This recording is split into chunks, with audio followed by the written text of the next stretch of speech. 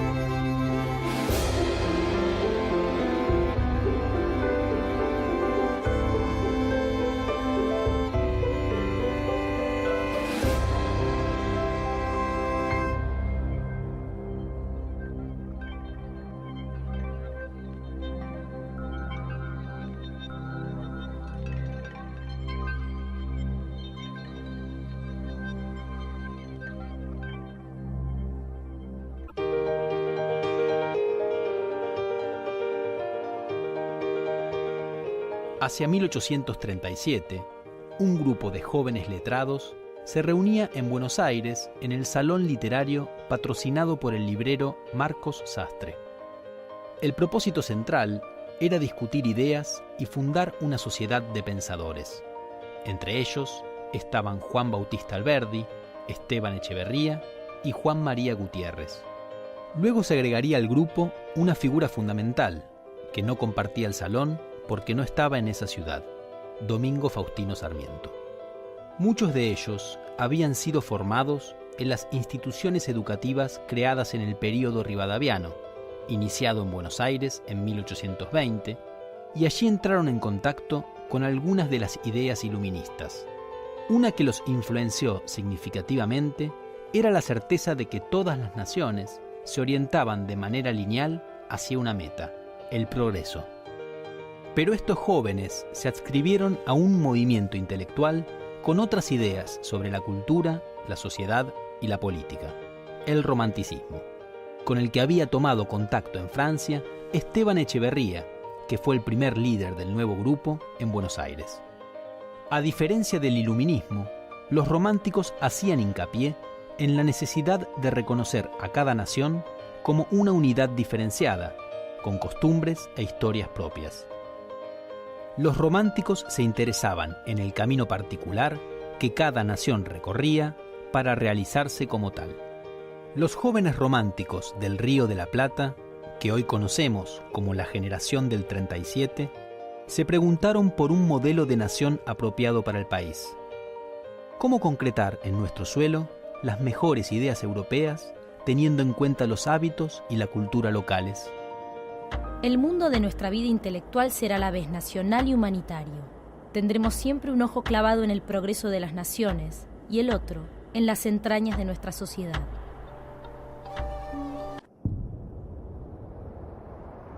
Rosas es alguien a ser indagado por la generación. En el caso de Alberdi lo considera un individuo no filosófico, pero que puede comprender a la generación. A eso llega el atrevimiento del joven Alberdi, incluso es el último en exilarse, puesto que en esas reuniones también concurre el principal escritor rosista de la época, que era el napolitano Pedro de Ángelis. También concurre el autor del himno, que era un personaje rosista, de modo que no está claro en esa Buenos Aires, en la reunión de un grupo cultural, de un grupo intelectuales, como diríamos hoy, la palabra en ese momento no se emplea, no está claro, digo, cuál era la situación frente al gobierno.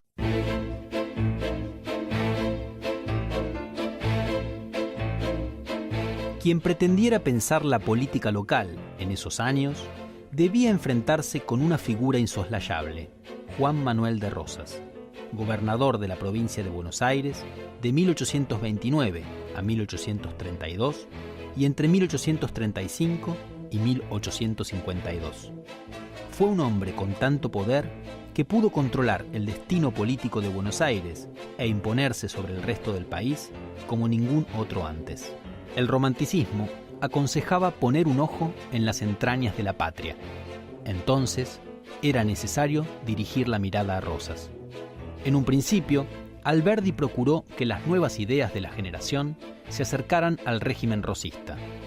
Su objetivo era sintetizar los postulados de los unitarios y federales y superar sus falencias, para terminar con el desgarramiento político interno. Rosas no estuvo dispuesto a escuchar nuevas ideas ni a adoptar una posición conciliadora. La ruptura entre el gobernante y la joven generación se tornó inevitable y los miembros de esta, que en general compartían una misma formación educativa, el interés por discutir ideas novedosas y la pasión por la política, compartieron también el exilio. Un rasgo permanente que es presentarse como una suerte de orientadores de la política, de consejeros del príncipe. Entonces, en un principio, aunque esto no siempre suele ser recordado, algunos de ellos, Alberdi sobre todo, apoyaban a Rosas y pensaban que Rosas era una expresión genuina, y en eso se mostraban románticos, una expresión genuina del Estado social rioplatense. Muy rápidamente, cuando se produce una serie de acontecimientos que desembocan en el bloqueo francés en 1838, Alberdi abjura de esa propuesta, incluso se va de Buenos Aires y se va hacia Montevideo y apoya fervientemente el bloqueo francés contra Rosas. Entonces, uno puede ver una sinuosidad, no solo en Alberdi, sino en otros, en cuanto a las opciones políticas, pero el rasgo que más permanece, sobre todo en la década del 30 y del 40, es la idea de que ellos están en condiciones de poder ser quienes encabecen o dirijan cualquier proyecto político. ¿Por qué? Porque tienen un acceso privilegiado al conocimiento.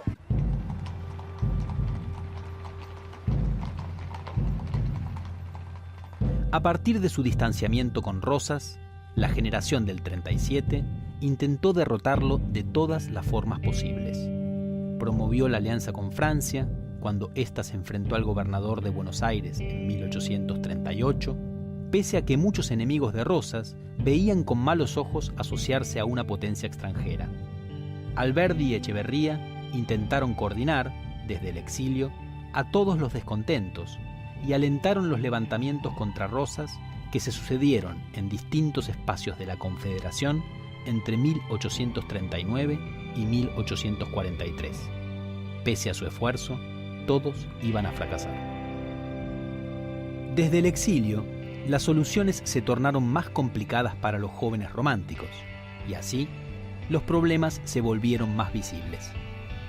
Sarmiento planteó, en su obra Facundo, el problema político que debería pensar la generación del 37.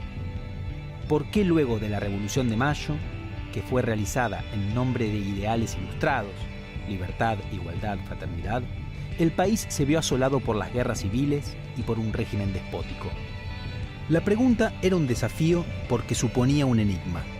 Sarmiento y Alberdi confiaban en que al detectar las causas que lograran explicar esa paradoja, las claves de la vida nacional serían más nítidas.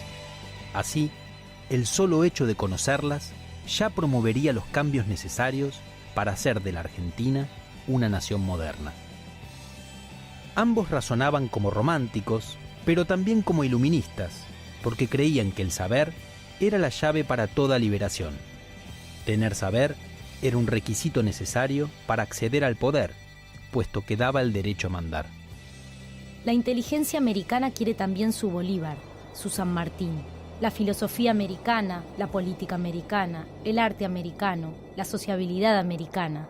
Son otros tantos mundos que tenemos por conquistar.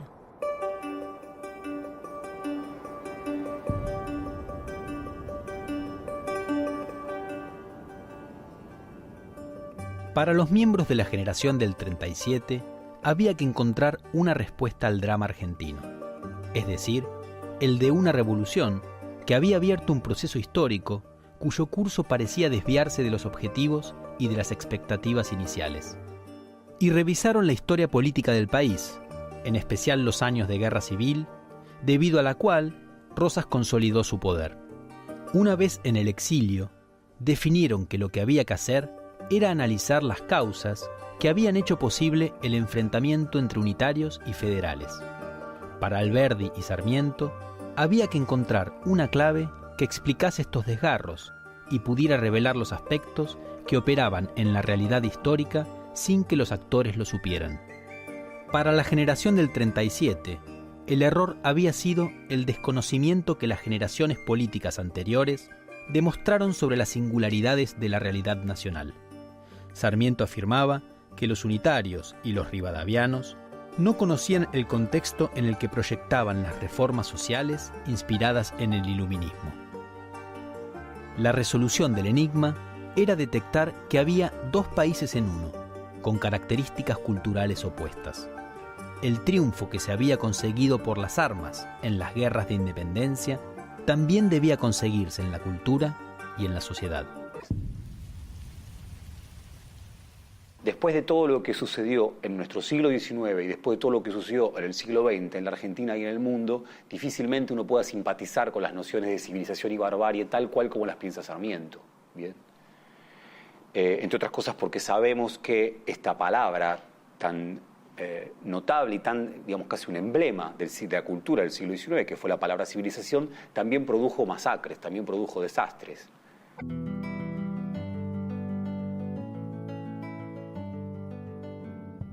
Sarmiento alegaba que el desenlace trágico de la Revolución de Mayo era causa del choque entre dos culturas distintas, la de la campaña pastoril y la de la ciudad. La ciudad había convocado a los pueblos interiores, a las masas rurales, para hacer la revolución, y así todos lucharon contra la corona española. Pero después del triunfo, las masas rurales, los gauchos, se emanciparon y se enfrentaron a la ciudad. Sarmiento afirmó que las costumbres y hábitos que tenían esas masas rurales eran hostiles a cualquier orden moderno, asentado en una economía de mercado y regido por una constitución liberal.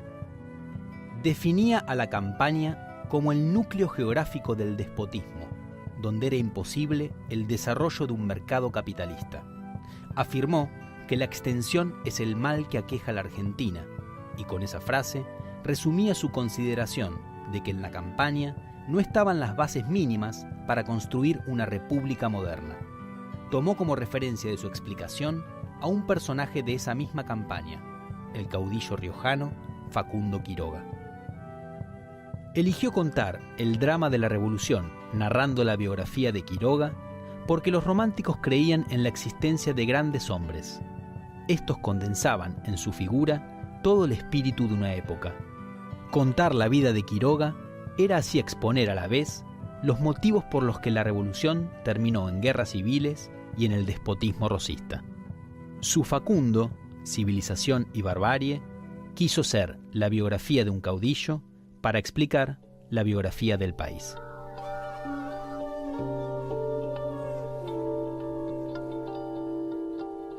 El libro, como todo el mundo lo recuerda, empieza con una frase en la que está la palabra extensión. El mal que aqueja a la Argentina es extensión. ¿Qué entiende Sarmiento por extensión? Digamos, filosóficamente, extensión es equivalente a espacio. Es decir, el espacio que tiene la Argentina es la extensión. Sarmiento sostiene que la naturaleza en este país, en la Argentina, ha sido pródiga, pero ha sido mal aprovechada. Y que ese espacio en el que la naturaleza prodigaría todos sus bienes, está ocupado por un concepto que es el de la pampa. Pampa que es equivalente en la tradición ya marcada por Esteban Echeverría, es equivalente a desierto. Las dificultades se vencen, las contradicciones se acaban a fuerza de contradecirlas.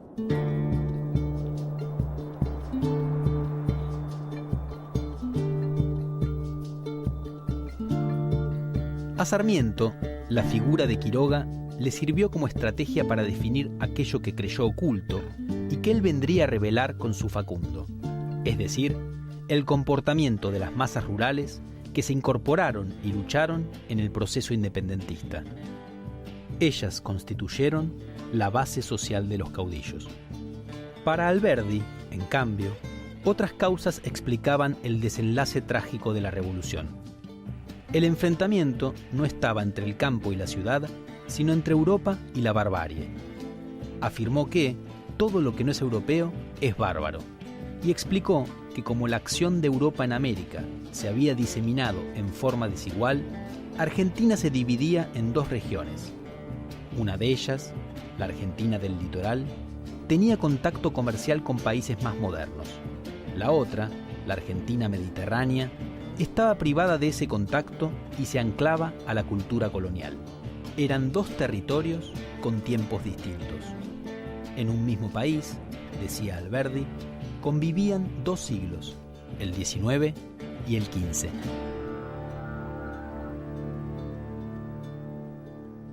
Quizás el aspecto más importante en el cual tanto Sarmiento y Alberdi coinciden, pasa por ese punto, la idea de que el gran programa de política económica que tiene que llevar adelante la Argentina es transformar sus estructuras productivas, modernizarlas, traer capitales e inmigrantes, y todo eso tiene que venir fundamentalmente de Europa.